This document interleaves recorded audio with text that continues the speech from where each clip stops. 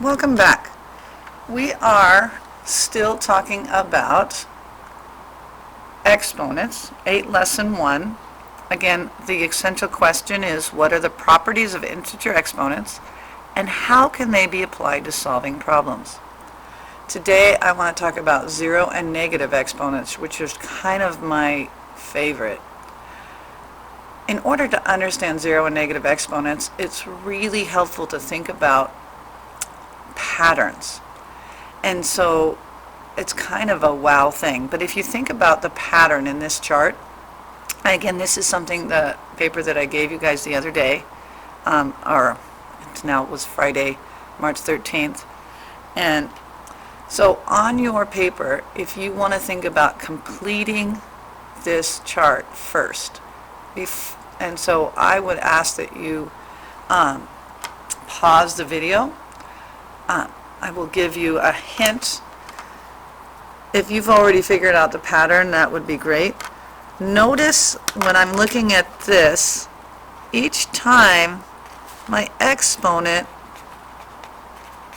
goes from 4 to 3, my exponent goes from 3 to 2, my exponent goes from 2 to 1, my exponent goes down by 1 every time. So it's always keeping that same pattern. My exponent just goes down by 1. The base stays the same.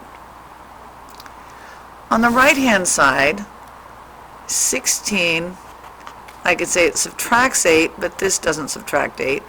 The common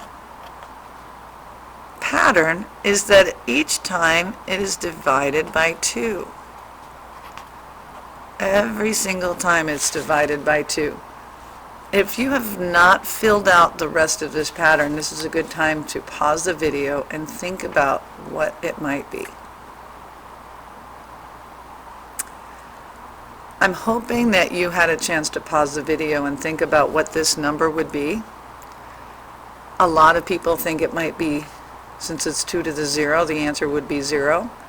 But if we follow the pattern and we divide by 2, I know that 2 divided by 2 is 1. So it turns out that 2 to the 0 power is 1. And it turns out that anything to the 0 power is going to be 1. This one here, by the way, is called the invisible power. Anything to the first power is itself. Now let's think about these negative exponents. It turns out when we divide by 2 that 1 divided by 2 is just 1/2. A lot of people want to give it a negative value, but it turns out that it's just 1/2. When I divide this by 1 by 2, if I take 1/2 and I divide it by 2, you get 1/4. I divide by 2 again, I get 1/8. Divide by 2 again, I get 1/16. Notice here that 1/2 is the same as 1 over 2 over 1. 1/4 is the same as 1 over 2 squared. 1/8 is the same as 1 over 2 cubed. 1/16 is the same as 1 over 2/4. Notice the pattern that this negative exponent ends up being positive in the denominator. The negative exponent ends up being positive in the denominator. Negative exponent ends up being positive in the denominator. So we have rules now. The rule for a to the 0 is anytime any number is raised to the 0 power, it's 1.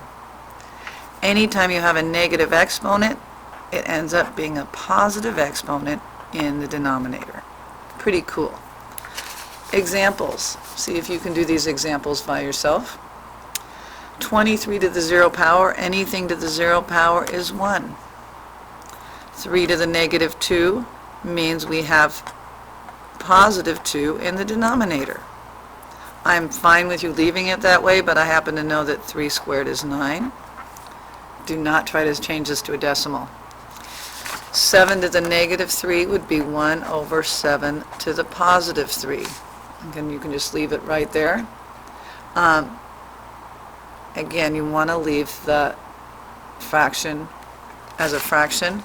I know that this is the same as 343, but I am absolutely fine with you leaving it like this. Now, I told you yesterday that you would need this information in order to complete pages 7 and 8. So now you have enough information to complete page 7 and 8. You also have enough information to complete the exponent rules, and I will be posting these online on how to complete these. All right, we have now talked about all of these different rules. Okay, so look for that to be posted online.